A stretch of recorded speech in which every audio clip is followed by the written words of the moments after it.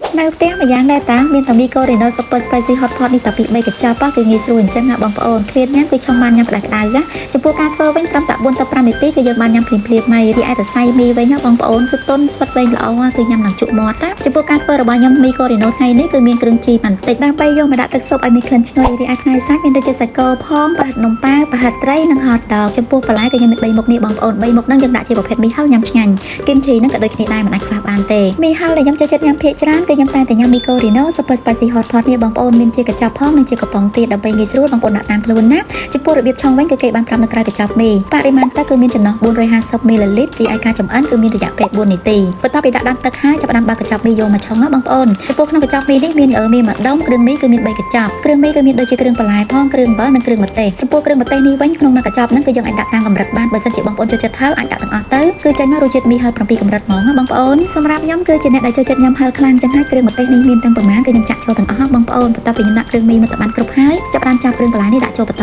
ទៀតបន្លែ3មុខនេះគឺវាក្រឆ្អិនដូចគ្នាចឹងហើយយើងដាក់ស្របជាមួយនឹងមីដែលយើងឆុងនឹងហ្មងទៅណាបងប្អូនរួចចាប់គីមជីដាក់ចូលប្រហិតនំប៉ាវប្រហិតត្រីហើយនឹងហតដកពីអាសាច់គោវិញថែមបន្តិចទៀតទៅដើម្បីឲ្យទឹកស៊ុបនេះកាន់តែមានជាតិឆ្ងាញ់និយាយទៅមួយចាននេះញ៉ាំហើយដឹងតែមានកម្លាំងមកទៅបងប្អូនមកសាច់ខ្លាំងចម្រោះមុខអញ្ចឹងអីនេះបន្ទាប់ពីដាក់សាច់មកតែបានគ្រប់មុខហើយគឺខ្ញុំថែមជីរណាចូលហើយអត់ចិត្តទេជាមួយនឹងម្ទេសហ្នឹងដោយសារតែចូលចិត្តញ៉ាំបែបរីងខលខ្លាំងអញ្ចឹងហើយខ្ញុំថែមម្ទេសហ្នឹងបន្តិចទៀតទៅបងប្អូនទឹកស៊ុបមីនៅពេលដែលយើងឆុងបានគ្រប់នាទីហើយរសជាតិចេញមកឲ្យខុសគ្នានៅក្នុងហាងមីហឹរ7កម្រិតទេណាបងប្អូនគឺថាមានជាតិដូចគ្នាអញ្ចឹងញ៉ាំទៅឆ្ងាញ់ណាស់ជាពិសេសតែសៃមីហ្នឹងមួយទៀតចាប់ចេញមកគឺថាវែងទន់ស្វិតញ៉ាំទៅជក់មាត់ណាស់សម្រាប់បងប្អូនដែលក៏ខ្ជិលចេញក្រៅដូចខ្ញុំចេះអីទិញតែមីកូរីណូ Super Spicy Hot Pot តែពី3កញ្ចប់ទុកនៅផ្ទះឃ្លានស្មានណាគឺយើងឆុងញ៉ាំស្មាននៅបានភ្លាមៗហ្មងគឺញ៉ាំបែបមានក្តៅៗណាដោយសារតែខែនេះខែភ្លៀងទៀតទៅបានខែភ្លៀងអញ្ចឹងសុខក្តៅៗគឺត្រូវគ្នាមែនទេបងប្អូនចំពោះបន្លែអីនេះវិញគឺមានតែប្រហែលមុខដូចខ្ញុំប្រាប់អញ្ចឹងគឺត្រូវណាស់ជាប្រភេទមីហឹលមីកូរីណូ Super Spicy Hot Pot នេះនៅកន្លែងណាក៏មានលក់ដែរបងប្អូនតាមទីផ្សារនានាឬក៏តាមបណ្ដាសាធារណៈគឺមានលក់ទាំងអស់ហ្នឹងកុំភ្លេចសាកធ្វើញ៉ាំផងណា